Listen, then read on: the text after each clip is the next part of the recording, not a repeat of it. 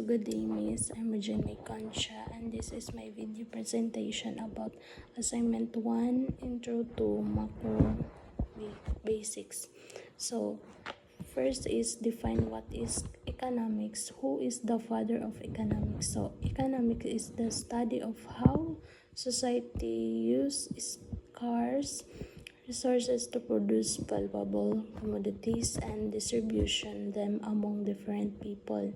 So, Adam Smith is widely considered the father of modern economics due to his influential work that well of nations. So, second is what is the branches of economic and define each. So, first is microeconomics. So, this branch focuses on the behavior of individual economics agents such as household and firms and how they interact with specific markets. It examines things like supply and demand and for individual goods pricing strategy of firms and consumer choices. So second is macroeconomics. So this branch focuses on the overall performance and behavior of the economy as a whole.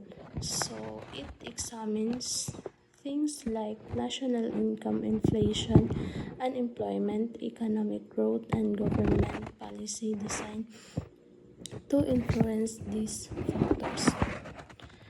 Third is what are the 10 basic principles of economics cluster it and give your understanding to each principle. So first is people face trade-offs. So to get something we like, we usually have to give up something else we like. So second is the cost of something is what you give up to get it.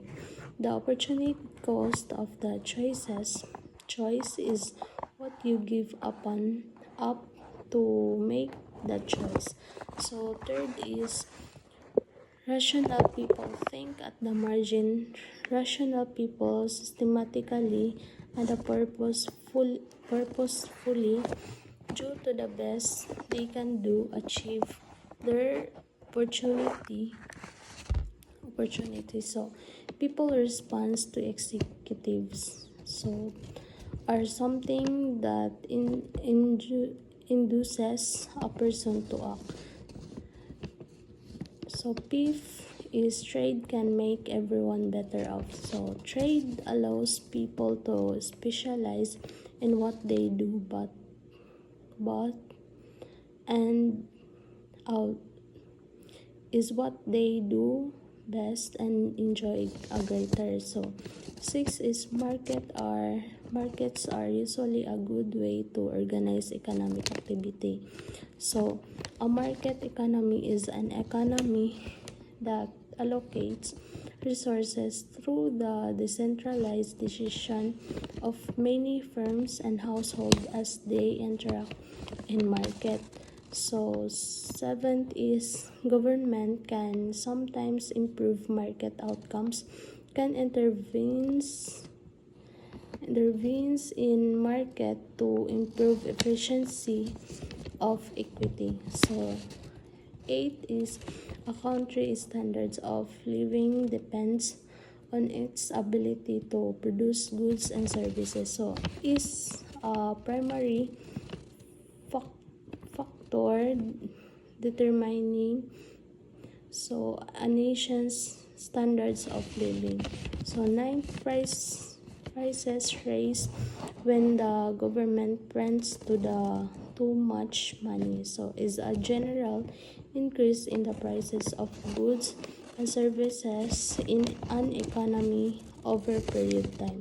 So last, society faces a short run trade-off between inflation and unemployment. So short-run Philippines curve illustrates the inverse relationship between inflation and employment. So the fourth question is brief history of macroeconomics and who founded father of macroeconomics. So macroeconomics as a distinct field emerged in the 20th century largely in response to the Great Depression.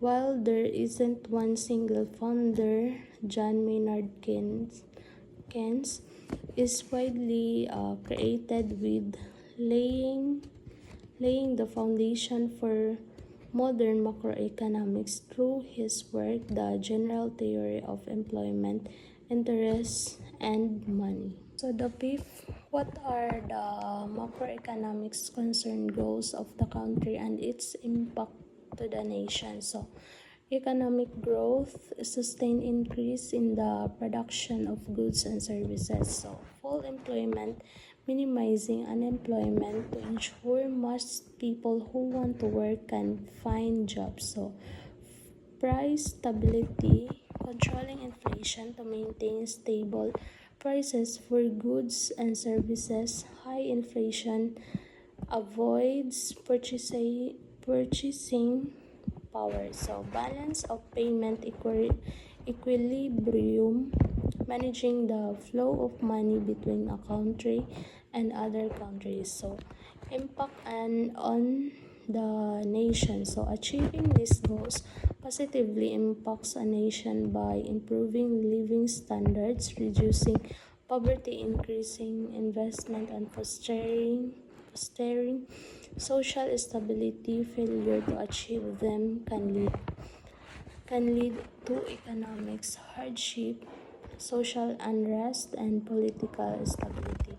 So the sixth question is, show the circular flow model and explain your through understanding on it. So model illustrate that flow of goods and services and money between household and firms. In an economy, diagram would be shown here if I could create images. Imagine two circles, one representing firms. Arrows show the flow of goods and services from firms to household, and the flow of factors of production, land, labor, capital, so from household to firm, and payments for them. So example is household provides factor of production, labor, land, capital to firms. Firms use these factors to produce goods and services which they sell to the household.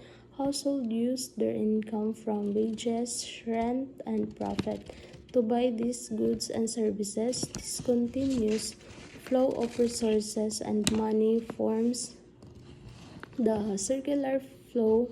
The government and foreign sector to be added to this model to show their interaction with household and firms. So lastly, the seventh, what are you understand on law of supply and demand? So the law of supply and demand states that holding all else equal ceteris paribus, so the price of the good or service will rise when the demand for that good and service increases and or its supply decreases. So conversely, the price will fall when demand decreases and or supply increases.